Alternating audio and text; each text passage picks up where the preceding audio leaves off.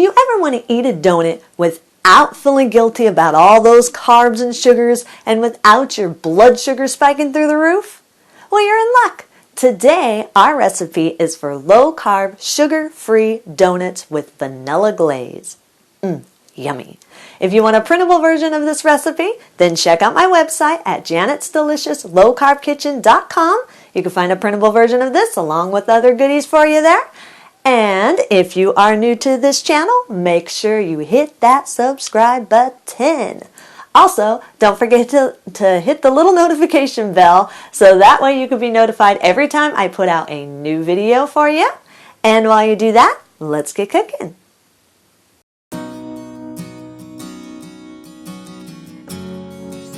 Preheat your oven to 350 degrees.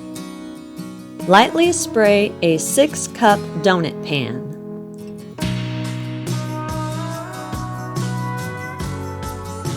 In a medium mixing bowl, whisk together 1/3 cup almond flour, 1/3 cup vital wheat gluten, 1/3 cup oat flour or gluten-free flour of your choice, 1½ teaspoon baking powder, a ½ teaspoon salt, 1/3 cup granulated stevia or sweetener of your choice, 1 teaspoon cinnamon, and a ½ teaspoon ground nutmeg. Now the cinnamon and nutmeg are optional. I prefer them because I like the cinnamon and nutmeg taste in my donut. Not everybody does, so it's up to you whether you want those seasonings in your donut or not. Also, if you want to make this a gluten-free version, then substitute the 1/3 cup vital wheat gluten for 1/3 cup almond flour and a ½ teaspoon of xanthan gum. Don't forget the xanthan gum.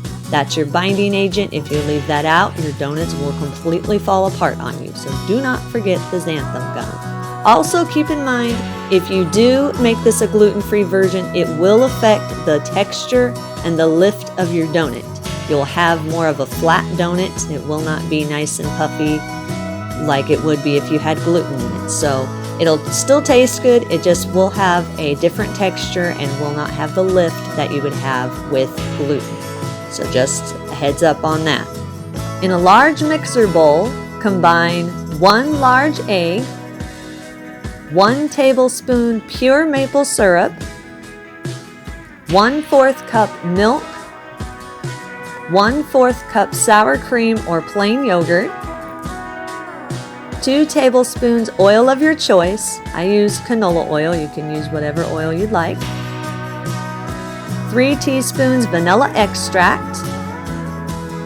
Now the maple syrup again is also optional. I like to use it because it gives it a taste of brown sugar type taste in the donut. Not everybody likes that again, so that is optional for if you like the maple taste or not. Add the dry ingredients to the wet ingredients. Beat on low for 30 seconds or until no dry ingredients are left in the bowl.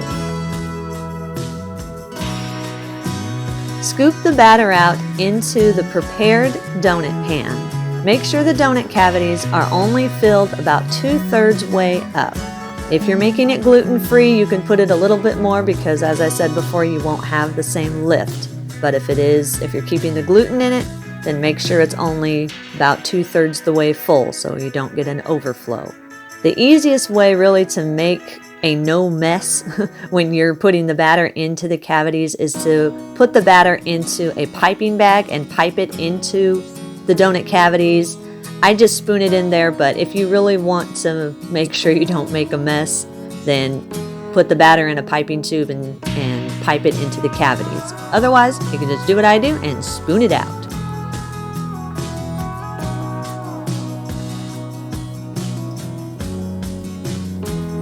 Once they're all filled, then bake the donuts for 10 to 12 minutes or until they're lightly golden and a texture comes out clean. Now, if you are doing a gluten-free version, you need to check it at about 8 minutes because, like I said, it doesn't get that thick lift, so a lot of times it gets done cooking quicker than the gluten version. So if it's gluten-free, make sure you check it at about 8 minutes and make sure it's not getting done too fast. After they're cooked, then let them cool in the pan for about 3 to 5 minutes. Then use a butter knife and loosen the donuts slightly from the donut cavity and turn them out onto a wire rack to cool completely. Let them cool for at least 15 minutes. Then you can either eat them as they are or you can frost them. It's up to you what you prefer.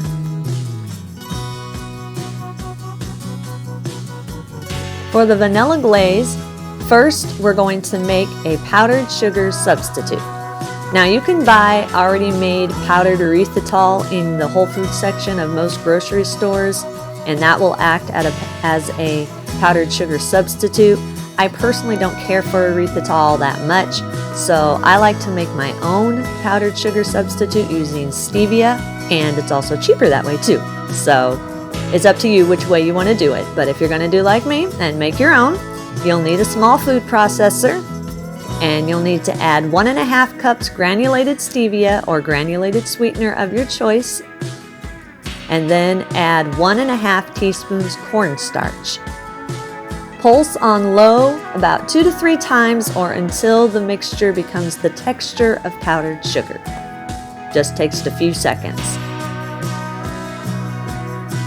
Once your powdered sugar substitute is made, then place it into a small bowl.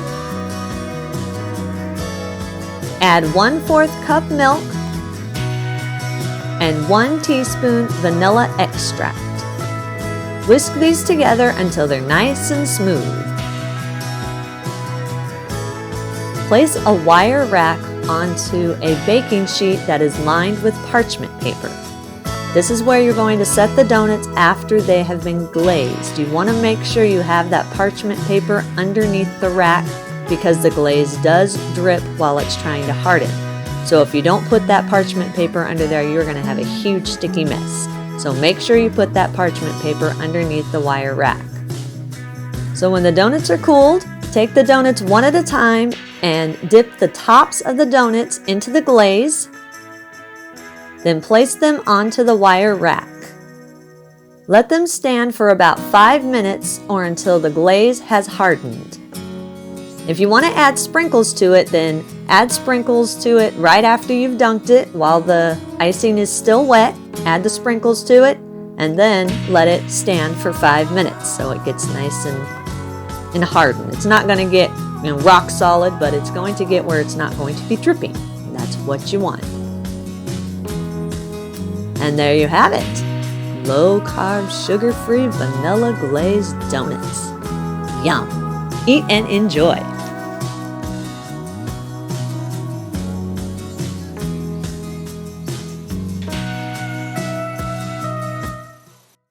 And that's our recipe of the day. I hope you enjoyed it. If you did, hit that like and subscribe button.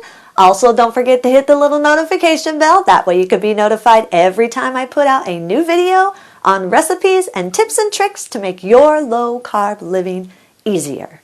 And as always, keep cooking.